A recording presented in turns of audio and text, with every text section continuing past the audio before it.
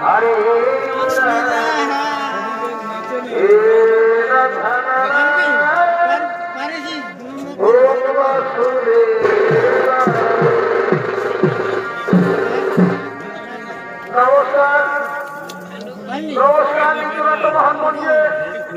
উপস্থিত